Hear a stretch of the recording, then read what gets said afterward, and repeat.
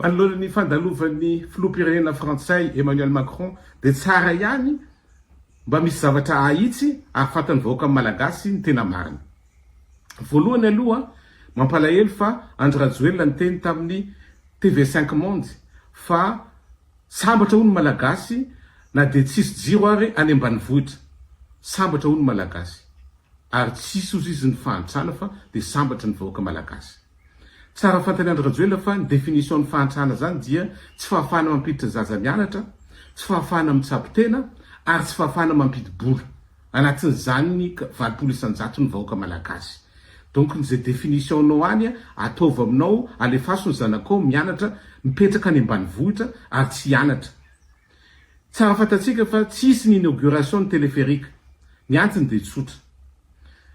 Atreto tsisy orinasa masa hiasa noho ny antony ara-politika fa miasa izy fa tsy maintsy misy kosa ny vidiny le ticket mba ahafahany manao entretien.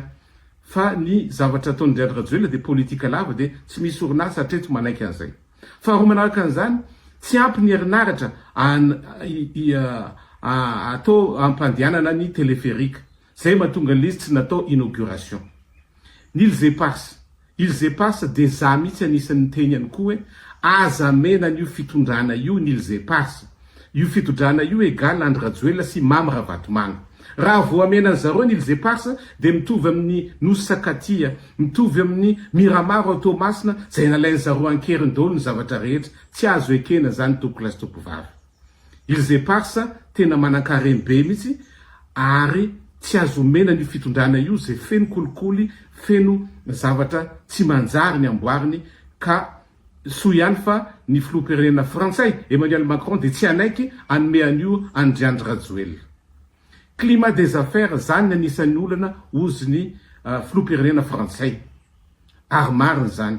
Satria hitatsika fa na orinasa malagasy marobe de enjehana lava, anaovana sotasota, amoronana redressement fiscal vola tsy tokony tsy foroana tsy maintsy aloha kanefa n'le olona tsy niasa akory, tsy niasa be, tsy nanao chiffre d'affaires, zany ny olana eto amin'ny tany sy ny firenena. Ny orinasa frantsay ihany koa de enjehany zareo koa mitovy amin'izany.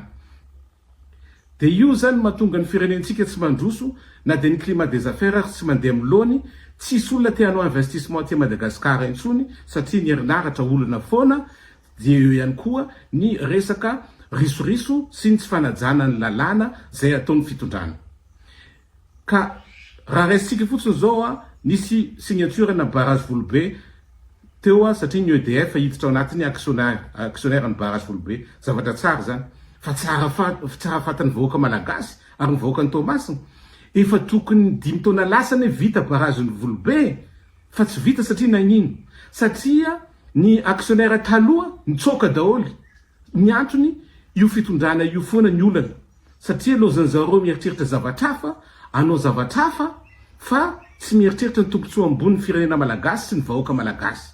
Kanefa rehefa vita 5 taona lasa zao io barrage Volobe io afaka namorona asa tsika. Betsaka ny orinasa te ho avy ao Tomasina, betsaka ny usine te hitsangana ao Tomasina fa tsy lahara-pahamena amin'ny fitondrana zany fa izy ary mieritreritra hoe ny vahoaka malagasy tsy mila jiro, mampalahelo ny zavatra tahaka zany, tsy azo ekena topolasy topovavy. Saotra topola, mankasitraka topovavy.